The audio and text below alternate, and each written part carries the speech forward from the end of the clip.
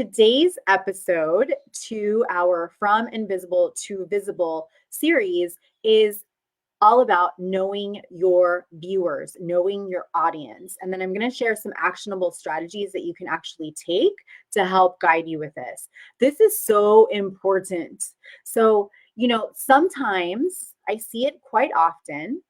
I mean, honestly, like I did this too when I first started my own business, is that like, okay, we're ready to start our business. And you may be like 2 years in, 3 years in, and this is still something that you don't have refined.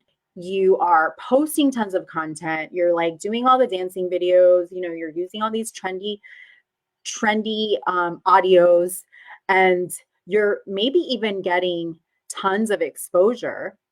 Maybe you've had a viral video, but you don't have clients. And I'm going to tell you right now, like just doing that kind of stuff is not really going to make you money, because vanity numbers do not equal the numbers in your bank account. And many times why this happens is because from episode 1, that hasn't been done. You haven't found your unique voice and you're copying from other people. But number 2, you don't really know who your audience is. Like, what is it that they are really asking for? Not what is it that you feel that they need. And that's a huge mistake that we make as entrepreneurs. I did it myself too. I was always putting content out there, pretending that what I was putting out there is what my audience wanted, the questions that they were asking. But really what I was doing is stuffing what I felt they needed down their throat. And it was getting me nowhere. Okay. So when you are putting yourself out there on social media, obviously you're spending time creating content. You're spending time, even if it's doing a 30-second video, right? It's still time. You still need to think about what you're going to put out there. So it makes more sense to take time to actually understand your audience better, so that what you put out there feeds the algorithm, but gets you in front of the right people that are actually going to take action. Okay. So in order to do this, you need to really build an authentic and profitable brand and experience for your audience. And the first way to do that is by finding your unique voice, using your brand identity and personality. But then the second way is by knowing exactly what it is that they are asking for. What is it that they have a problem with? What are their challenges? How do they wish that somebody could help them with that? Not in your words, but in their words. So we want to create content that gives them what they need in order to fulfill their life, in order to connect with you as a human being,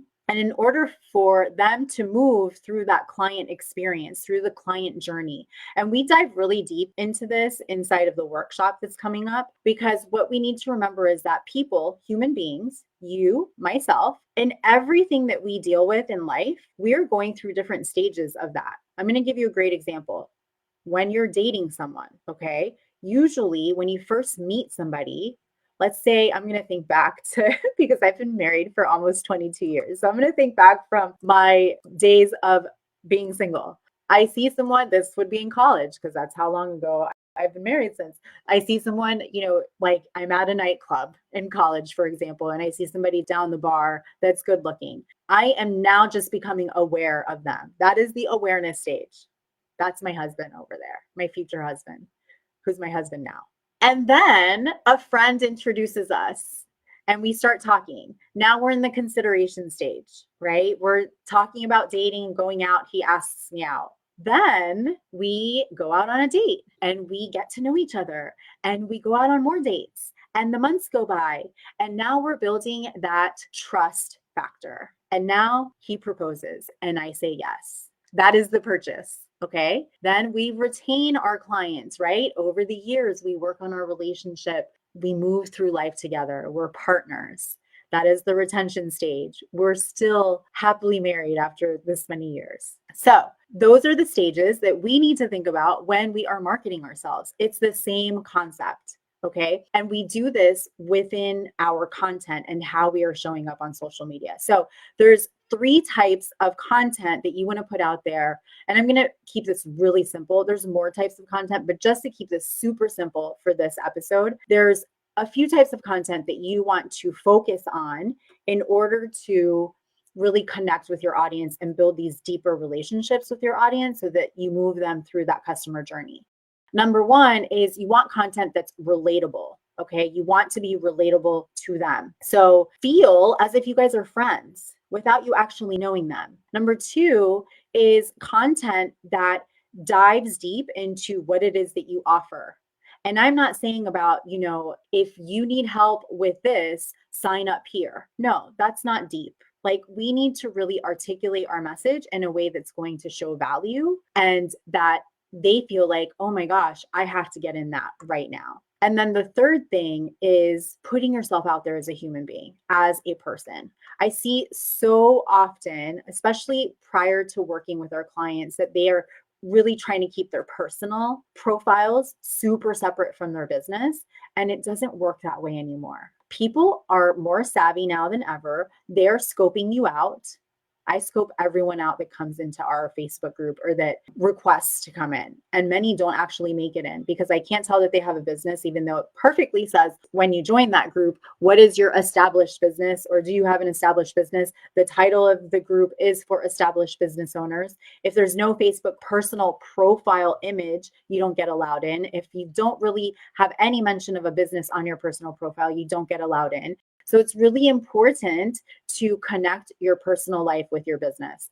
It is part of your life. You don't need to divulge all of your personal details, right, of your life, but people want to know who you are. They want to know what your interests are, what your values are. That way they know if they are aligned with you and if you guys are a match. So I want to share with you 3 really simple strategies that you can do to get to this point so that you can create content within these types of kind of categories. Okay, the first thing is get on calls with people. Like, literally get on sales calls, get on discovery calls, ask people that maybe past clients, current clients, ask them if they'll jump on a call with you for 15 minutes and ask them real questions about where they were or how they're feeling about a certain subject that relates to your business, to the offer that you provide, to the results that you provide, the solutions that you provide, and really dig deep into how they're feeling without having that problem solved. And you want to record these sessions, okay?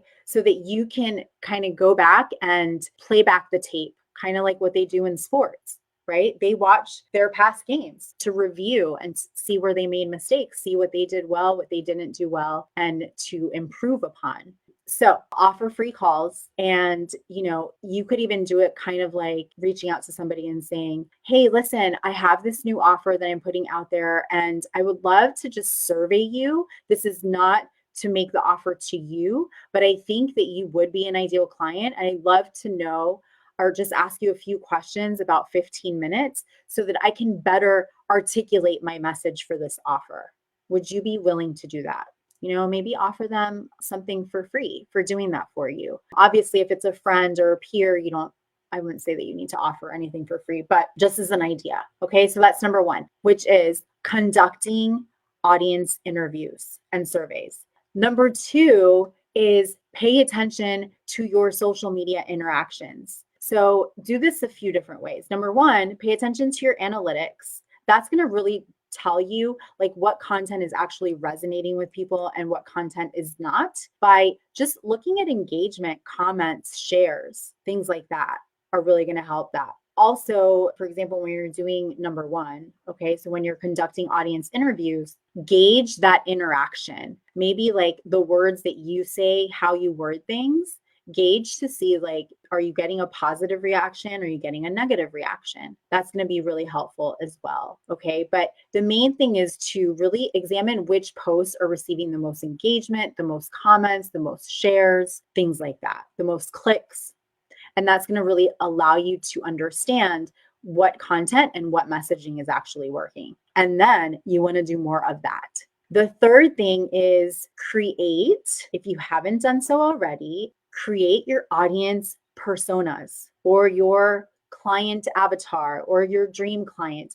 literally write out a detailed description on your ideal client. Like, what are their professional goals? What are their personal interests? What are their pain points? Demographic information obviously is important, but don't just stop with the demographic information. And that's usually where people stop, like their age. Did they go to college? Did they have kids? Are they married? No, we want to dive deeper.